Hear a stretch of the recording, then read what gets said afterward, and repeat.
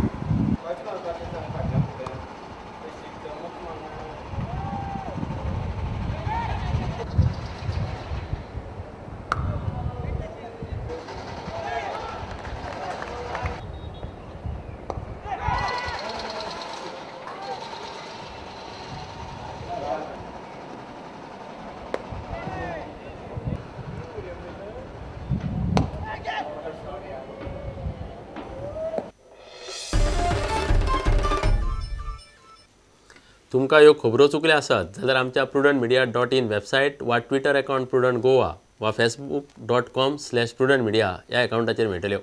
इतल्यान हे खबराची त्रांगात सोंपता। पळयत रावात प्रुडंट। नमस्कार।